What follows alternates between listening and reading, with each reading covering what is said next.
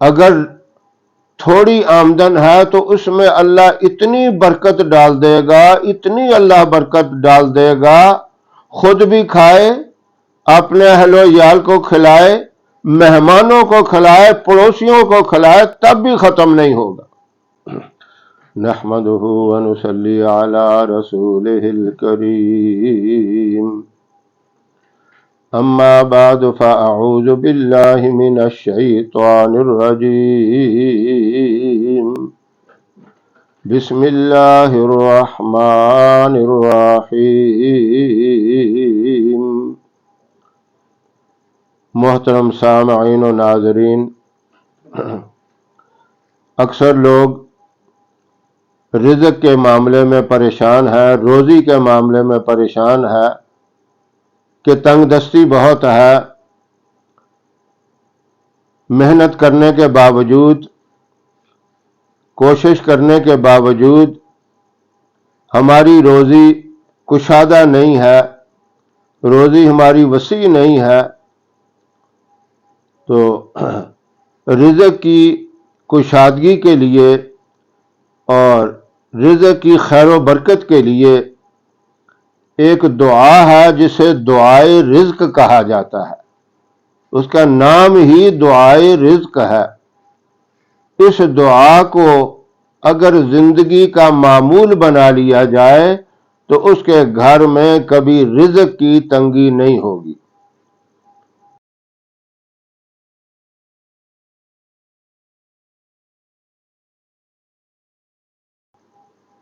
اگر تھوڑی آمدن ہے تو اس میں اللہ اتنی برکت ڈال دے گا، اتنی اللہ برکت ڈال دے گا، خود بھی کھائے، اپنے اہل و عیال کو کھلائے، مہمانوں کو کھلائے، پڑوسیوں کو کھلائے، تب بھی ختم نہیں ہوگا۔ اس دعا کی اتنی برکت ہے۔ ایک آدمی کا کھانا 4 یا 5 آدمیوں کے لیے کافی ہو جائے گا۔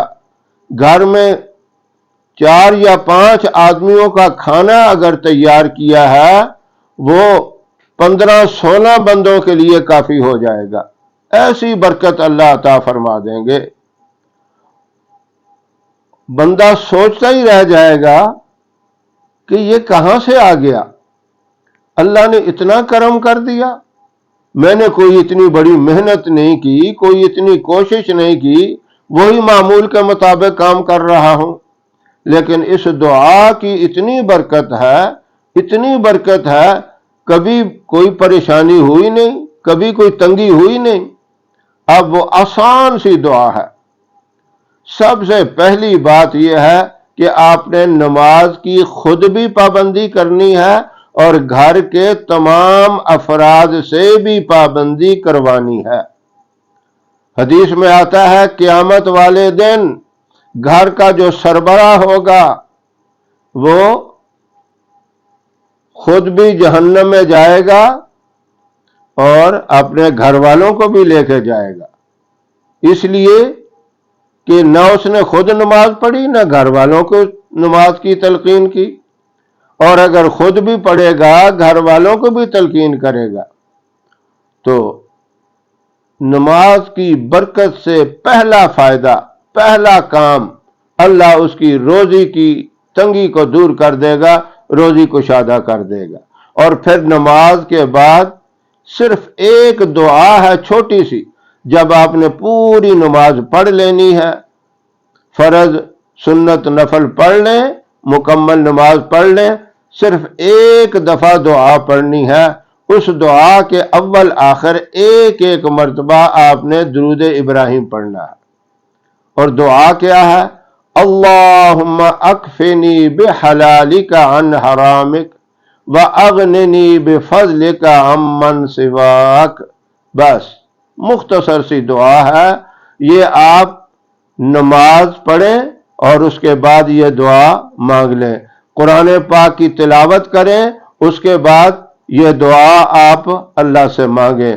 اگر اللہ آپ کو تہجد کی توفیق عطا فرمائے تو اس وقت بھی یہ دعا مانگ لیں، اگر اشراق کی چاشت کی توفیق مل جائے تب بھی اس دعا کو مانگ لیں۔ یعنی کوئی بھی عبادت کریں آپ، قرآن پاک کی تلاوت ہو، نمازیں ہوں، نفلی فرض نمازیں ہوں، تہجد کی نماز ہو، نفلی نمازوں میں تہجد کی نماز سب سے افضل ترین نماز ہے۔ اشراق کی نماز روزی کی خیر و برکت کے لیے بہت ہی اہم اور اکثیر ہے، اور اس کے ساتھ اگر آپ نے یہ دعا بھی مانگنی شروع کر دی تو رزق موسلا دار بارش کی طرح آپ کے گھر میں برسنا شروع ہو جائے گا۔ یہ اتنی جامع دعا ہے، اتنی برکت والی دعا ہے، اور یہ دعا نبی کریم صلی اللہ علیہ وسلم کی بتائی ہوئی دعا ہے، تو عام وظیفہ نہیں ہے، کسی پیر اور بزرگ کا بتایا ہوا نہیں ہے، یہ سرتاج الانبیاء محبوب رب العالمین محمد الرسول اللہ صلی اللہ علیہ وسلم کا بتایا ہوا یہ وظیفہ ہے، اور اسے دعائے رزق بھی کہا جاتا ہے۔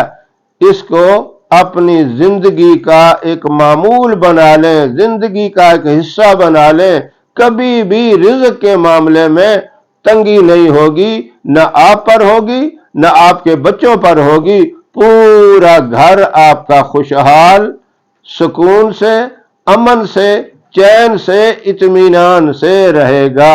سب سے بڑی پریشانی ہے ہی روزی کی۔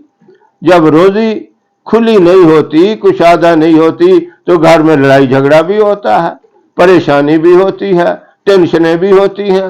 ساری ٹینشنیں، پریشانیاں، تکلیفیں اللہ اس دعا کی برکت سے دور کر دے گا۔ اللہ رب العزت ہم سب کو، مردوں کو، عورتوں کو، بچوں کو، بوڑھوں کو، بزرگوں کو یہ دعا پابندی سے پڑھنے کی توفیق عطا فرمائے۔ وآخر دعوانا ان الحمد للہ رب العالمین۔